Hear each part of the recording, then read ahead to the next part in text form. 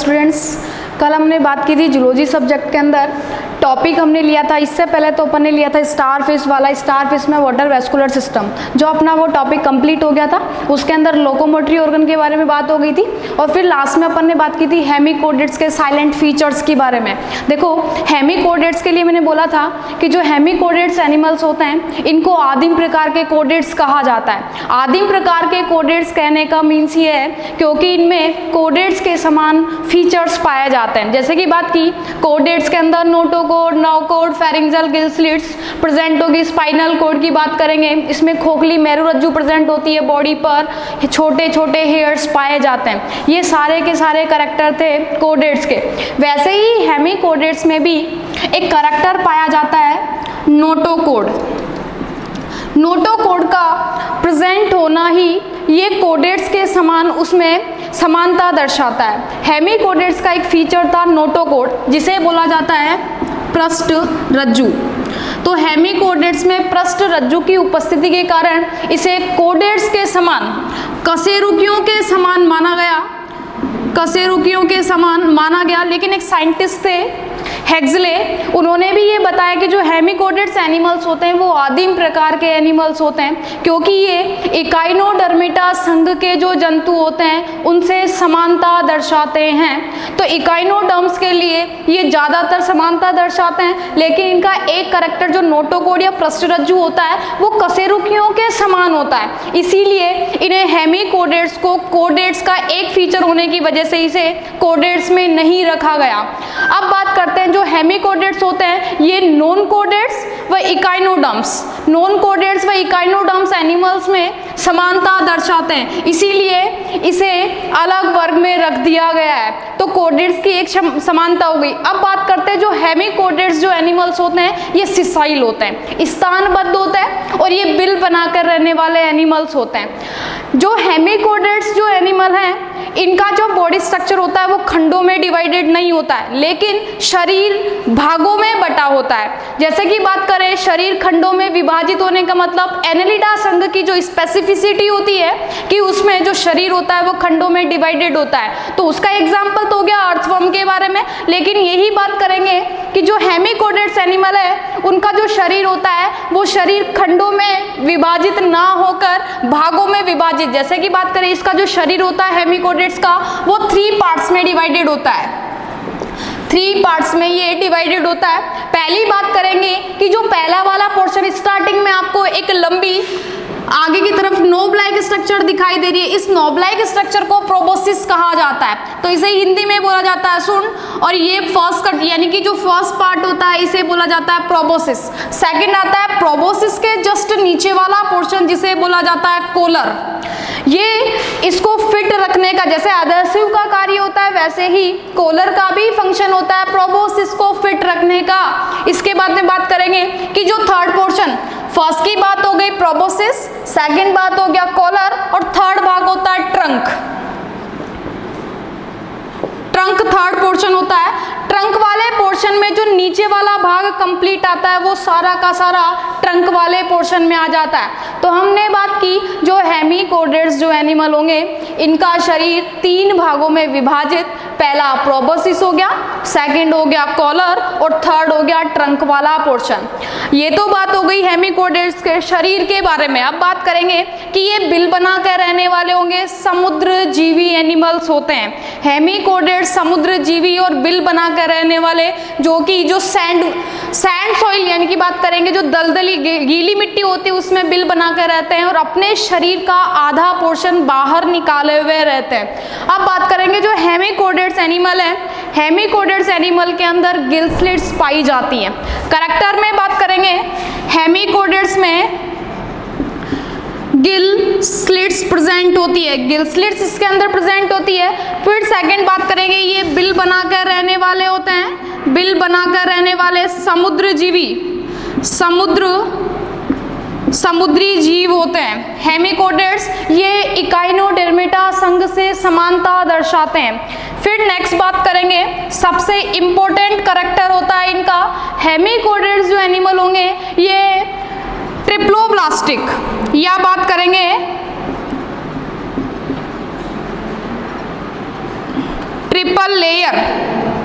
Triple layered व triploblastic होते हैं। फिर बात करेंगे सीलोमेट होते हैं, जिन्हें बोलेंगे देहगुहीय। तो देखो इसमें गिल स्लिट्स प्रेजेंट होगी, बिल बनाकर रहेंगे, ट्रिपल लेयर्ड या त्रिजन स्तरीय भी बोल सकते हैं, त्रिजन स्तरीय की बात की, जैसे कि हम एनिमल के अंदर डेवलपमेंट के दौरान बात करते हैं कि जो गैमेटोसाइट्स यानी कि जो स्पर्मेटो और oogenesis वगैरह क्रिया होती है, उसके दौरान जो गैस्ट्रुलेशन की क्रिया होती है उसमें 3 जन स्तरों का निर्माण होता है, एक्टोडर्म, एंडोडर्म और मीजोडर्म। यही कंडीशन आती है इसमें भी कि ये त्रिजन स्तरीय होता है। सीलोमेट का मतलब जो एनिमल देहगुहीय होते हैं, जैसे बात करें कि हमारी बॉडी का जो सेंट्रल पॉइंट एलिमेंट्री कैनाल और एलिमेंट्री कैनाल और लास्ट वाला जो होता है एलिमेंट्री कैनाल, यहाँ पे एलिमेंट्री कैनाल, और बात करेंगे जो लास्ट वाली ये वाली जो लेयर है इसे बोलते हैं बॉडी वॉल। बॉडी वॉल तो एलिमेंट्री कैनाल व बॉडी वॉल के मध्य का जो स्पेस होता है इसे हम बोलते हैं सीलोम या देगुआ प्रेजेंट होती है, तो ये ट्रिप्लोब्लास्टिक होता है, सीलोमेट एनिमल होता है। और इसी में बात करेंगे कि ये बाइलेटरली सिमेट्री शो करते हैं, बाइलेटरली सिमेट्री शो करते हैं। बाइलेटरली सिमेट्री का मतलब जो हेमिकोडेट्स एनिमल होता है किसी एक काल्पनिक अक्ष के द्वारा गुजरने वाली रेखा जो इसके शरीर को 2 बराबर या 2 इक्वल पार्ट्स में डिवाइडेड कर दे उसे बोला जाता है बाइलेटरली सिमेट्री। जैसे कि हम बात कर सकते हैं बटरफ्लाई में भी बाइलेटरली सिमेट्री पाई जाती है, ह्यूमन बीइंग मनुष्य के अंदर भी बाइलेटरली सिमेट्री पाई जाती है। सेम एज इट इज यही करेक्टर शो करता है, जो हेमिकोडेट्स होते हैं वो भी बाइलेटरली सिमेट्री शो करते हैं। सबसे इंपॉर्टेंट करेक्टर होता है ट्रिप्लोब्लास्टिक होते हैं, ये सीलोमेट होते हैं और बाइलेटरली सिमेट्री ये शो करते हैं। अब बात करते हैं इनमें गिल स्लिट्स प्रेजेंट होती है, तो ये श्वसन की क्रिया, इनमें श्वसन की क्रिया के लिए प्रेजेंट होंगे गिल स्लिट्स, श्वसन की क्रिया के लिए प्रेजेंट होते हैं गिल स्लिट्स, इसमें प्रेजेंट होते हैं। और बात करेंगे इनमें जो पोषण की क्रिया होती है वो फिल्टर बीडर के द्वारा होती है। पोषण की क्रिया निस्यंदन की क्रिया जो होती है, फिल्टर बीडर की क्रिया, फिल्टर बीडर के द्वारा ये पोषण यानी कि सड़े गले मृत पदार्थों के द्वारा ये पोषण की क्रिया करते हैं। अब बात करेंगे श्वसन इनमें हो जाता है गिल स्लिट्स के द्वारा। इसके बाद में इनमें जो उपांग होता है, अपेंडेजेस इनमें होते हैं वो एब्सेंट होते हैं। हेमिकोडेट्स में जो उपांग होते हैं अपेंडेजेस, ये अपेंडेजेस एब्सेंट होते हैं। यही एक नेक्स्ट कैरेक्टर आता है, इनमें जो एक्सोस्केलेटन होता है जिसे बोलते हैं बाह्य कंकाल, तो हेमिकोडेट्स एनिमल के अंदर बाह्य कंकाल भी, एक्सोस्केलेटन भी एब्सेंट होता है। तो ये कैरेक्टर हो गए किसके, हेमिकोडेट्स के। इसी के साथ साथ में बात करेंगे इनमें कंप्लीटली एलिमेंट्री कैनाल पाई जाती है, कंप्लीटली एलिमेंट्री कैनाल, जिसे बोल सकते हैं एलिमेंट्री कैनाल को पूर्ण आहर नाल इसके अंदर पाई जाती है। इसके बाद में बात करेंगे जो हेमिकोडेट्स एनिमल्स होते हैं, हेमिकोडेट्स एनिमल में श्वसन के दौरान गिल स्लिट्स प्रेजेंट होगी और छोटे छोटे रंध्र भी पाए जाते हैं। तो ये भी कैरेक्टर होता है कि हेमिकोडेट्स के अंदर गिल स्लिट्स के साथ साथ छोटे छोटे पोर्स भी रेस्पिरेशन में हेल्पफुल होते हैं। अब बात करते हैं इनमें जो रिप्रोडक्शन की क्रिया होती है, रिप्रोडक्शन की जो क्रिया होती है, रिप्रोडक्शन ये एसेक्सुअल और साथ में ये सेक्सुअल दोनों यानी कि दोनों प्रकार का निषेचन शो अप करते हैं। यानी कि रिप्रोडक्शन की क्रिया एसेक्सुअल भी होती है, अलैंगिक प्रकार की भी होती है और लैंगिक प्रकार की भी होती है। साथ में ही बात करते हैं इसमें कि इनके अंदर बाह्य प्रकार का निषेचन पाया जाता है, एक्सटर्नल रिप्रोडक्शन, इसमें बाह्य निषेचन पाया जाता है। बाह्य निषेचन का मतलब ये होगा एक्सटर्नल रिप्रोडक्शन की क्रिया इसमें पाई जाती है। साथ में बात करते हैं कि इसके दौरान इनमें पूर्ण आहरनाल हो गई, बाह्य प्रकार का इसमें निषेचन हो गया। अब इसमें पूर्ण आहरनाल के साथ साथ रिप्रोडक्शन और इनके जो रिप्रोडक्शन के दौरान इसमें जो लार्वा अवस्था पाई जाती है वो लार्वा अवस्था इसमें आती है टर्नेरिया लार्वा। टर्नेरिया लार्वा, ये टर्नेरिया लार्वा का एक स्पेसिफिक कैरेक्टर होता है, ये बाइपिन्नेरिया लार्वा के साथ समानता दर्शाता है। टर्नेरिया लार्वा जो होता है बाइपिन्नेरिया लार्वा के साथ समानता दर्शाता है, तो ये कैरेक्टर भी हो गया। इसके बाद में इसमें खुले प्रकार का परिसंचरण तंत्र पाया जाता है, यानी ओपनली सर्कुलेटरी सिस्टम, ये कैरेक्टर भी ओपनली सर्कुलेटरी सिस्टम भी हेमिकोडेट्स शो करता है। तो हेमिकोडेट्स के ये सारे के सारे फीचर्स हो गए कि इसमें गिल स्लिट्स प्रेजेंट होगी, पोषण की क्रिया ये हो गई, अपेंडेजेस एक्सोस्केलेटन दोनों एब्सेंट हो गए इसमें। इसके बाद में इसमें पूर्ण आहार नाल पाई जाती है। पाचन के दौरान पाचन की क्रिया यही होगी। इसमें रिप्रोडक्शन की क्रिया के लिए दो प्रकार के रिप्रोडक्शन को हम शो करते हैं, रिप्रोडक्शन एसेक्सुअल, सेक्सुअल एनिमल में, तो ये दोनों प्रकार का रिप्रोडक्शन शो करता है। इसके बाद में बाह्य प्रकार का निषेचन इसमें होगा, इसमें खुले प्रकार का परिसंचरण तंत्र पाया जाता है। अब बात करते हैं इसमें जो लार्वा स्टेज आती है, वो लार्वा स्टेज इसमें होती है टर्नेरिया लार्वा। मैंने बोला जो टर्नेरिया इसका लार्वा है वो बाइपिन्नेरिया लार्वा से समानता दर्शाता है। ध्यान रखना जो हेमिकोडेट्स एनिमल होते हैं वो सारे के सारे फीचर्स इकाइनोडर्म्स के साथ एफिनिटीज शो करते हैं। अब बात करेंगे कि जो हेमिकोडेट्स एनिमल्स होते हैं, हेमिकोडेट्स एनिमल की 90 स्पीसीज ज्ञात है, 90 प्रकार की प्रजातियां ज्ञात है, जिनमें से हम बात करेंगे कि इसकी दो वर्ग हो गए। हेमिकोडेट्स की दो क्लास हो गई। फर्स्ट नंबर की बात करें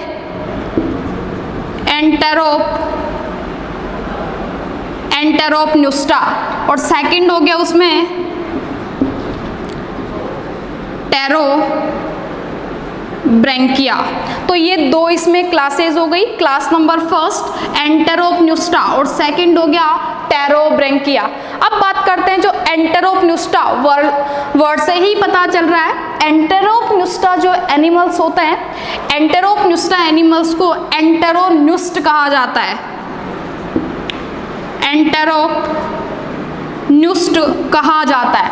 एंटेरोपन्यूस्ट कहने का रीज़न ये होता है कि जो हेमिकोडेट्स एनिमल हो गया, उसके जो क्लास एंटेरोपन्यूस्टा के जो एनिमल होते हैं, इनमें कुछ जातियाँ आंत्र के द्वारा श्वसन करती है। श्वसन व पोषण की क्रिया, ये दोनों श्वसन और पोषण की क्रिया आंत्र के द्वारा करती है, इसीलिए इन्हें एंटेरोपन्यूस्ट एनिमल कहा जाता है। तो सबसे वर्ड से पता कर लेना, एंटेरोपन्यूस्ट जो एनिमल होंगे वो आंत्र के द्वारा श्वसन कर लेते हैं। अब इनके करैक्टर की बात करते हैं। जो एंटेरोपन्यूस्ट एनिमल होंगे ये बिल बनाकर रहेंगे, बिल बनाकर, यानी कि ये ब्रूविंग शो करेंगे, ब्रूविंग की क्रिया शो करेंगे, बिल बनाकर रहेंगे। और ये सैलेटरी होता है, सैलेटरी होता है। सैलेटरी का मतलब हम बोल सकते हैं एकाकी, ये एकाकी होते हैं। और इनका शरीर भी 3 पार्ट्स में डिवाइडेड होता है। वही हो गया प्रोबोसिस, कॉलर और ट्रंक। प्रोबोसिस, कॉलर और ट्रंक, या बोल सकते हैं हम धड़। तो ये 3 पोर्शन इसमें प्रेजेंट होंगे, बिल बनाकर रहेंगे। और इनके अंदर सबसे इम्पोर्टेंट बात, इनमें आंत्र के अंदर गिल स्लिट्स या गिल पोर्ट्स पाए जाते हैं। आंत्र में इंटेस्टाइन के अंदर पोर्ट्स पाए जाते हैं, पोर्ट्स प्रेजेंट होंगे, या बोल सकते हैं इनमें गिल स्लिट्स प्रेजेंट होती है। तो गिल स्लिट्स इसमें प्रेजेंट होती है। सबसे स्पेसिफिक करैक्टर यही होता है इसका, ये बिल बनाकर रहेंगे। और इनको एकान वर्म भी कहा जाता है। एकान वर्म का मतलब हो गया कि ये आंत्र में गिल स्लिट्स प्रेजेंट होगी, जिसके द्वारा ये शोषण कर लेते हैं और इनका यानी बिल बनाकर रहते हैं, इसीलिए इन्हें क्या बोला जाता है, एकान वर्म कहा जाता है। तो ये तो हो गया एंटेरोपन्यूस्टा। एंटेरोपन्यूस्ट के एग्जाम्पल की बात करें तो बेलेनोग्लोसस, इसका एग्जाम्पल हो गया बेलेनोग्लोसस। और सेकंड बात करते हैं बेलेनोग्लोसस के साथ साथ डोलिकोग्लोसस। ये दो एग्जाम्पल हो गए इसके कि जो एंटेरोपन्यूस्ट में आएंगे वो तो हो जाएंगे बेलेनोग्लोसस या डॉलिकोग्लोसस, ये हो गए एंटेरोपन्यूस्ट एनिमल्स। यही बात हो गई हेमिकोडेट्स का जो सेकंड क्लासेस हमने बात की वो होती है टेरोब्रेंकिया। टेरोब्रेंकिया जो एनिमल्स होते हैं, टेरोब्रेंकिया एनिमल्स, देखो ये तो हो गया बेलेनोग्लोसस, इसका शरीर भी डिवाइडेड हो गया प्रोबोसिस में, कॉलर में और ट्रंक में, यही बात की हमने। इसी के बाद में इसमें जो विंग्स प्रेजेंट होंगे, आंत्र के अंदर इनमें गिल स्लिट्स पाई जाती है जिनके द्वारा ये क्या कर लेते हैं, श्वसन की क्रिया कर लेते हैं। तो ये कंप्लीट बात हुई थी इसमें बेलेनो एंटेरोपन्यूस्टा की। ये एनिमल बेलनाकार भी होते हैं। जो एंटेरोपन्यूस्ट एनिमल्स होते हैं उनकी जो आकृति होती है बेलनाकार होती है और ये बिल बनाकर भी रहते हैं। इनका एग्जाम्पल बेलेनोग्लोसस और डॉलिकोग्लोसस। सेकंड बात करते हैं टेरोब्रेंकिया। टेरोब्रेंकिया जो एनिमल होते हैं ये कॉलोनियल एनिमल होते हैं। टेरोब्रेंकिया एनिमल हो गए कॉलोनियल एनिमल। अब बात करते हैं टेरोब्रेंकिया एनिमल के अंदर ऊपर वाले शोर पे टेंटेकल्स पाए जाते हैं। टेंटेकल्स का मतलब स्पर्शक पाए जाते हैं जिनके द्वारा ये यानी पोषण की क्रिया भी कंप्लीट कर लेते हैं टेंटेकल्स के द्वारा। और इनका जो शरीर, इनका जो बॉडी स्ट्रक्चर होती है वो एक वृक्ष के समान नजर आती है। इसका जो स्ट्रक्चर होता है वो सर्कुलर शेप में नजर आता है। तो बॉडी इसके यानी कि जो बॉडी स्ट्रक्चर होती है उसके अंदर एक नीचे की तरफ संरचना पाई जाती है जिसे स्टॉक कहा जाता है। आगे की तरफ एक घुमावदार संरचना पाई सिल्ड कहा जाता है और ऊपर टेंटेकल्स पाए जाते हैं जिनको स्पर्शक कहा जाता है। ये पोषण की क्रिया इसी के द्वारा कर लेते हैं। और जो टेरोब्रेंकिया एनिमल होगा उनके एग्जाम्पल की बात करें, टेरोब्रेंकिया के अंदर रैप्डोप्लूरा और सिफेलो, तो रैप्डोप्लूरा और सिफेलो ये दोनों एग्जाम्पल होंगे टेरोब्रेंकिया के। तो आज हम यही इस टॉपिक की यहीं तक बात करते हैं। नेक्स्ट बात जो भी करैक्टर और होंगे तो हम आगे की क्लास में इसको डिफाइन करते हैं। नेक्स्ट टॉपिक अपना होगा फिर कि जो स्पंज होते हैं, पोरीफेरा संघ के जो एनिमल्स होते हैं उनके अंदर जो सिस्टम पाए जाते हैं, कैनाल सिस्टम की बात करेंगे। तो कैनाल सिस्टम नेक्स्ट क्लास में देखते हैं। आज के लिए इतना ही।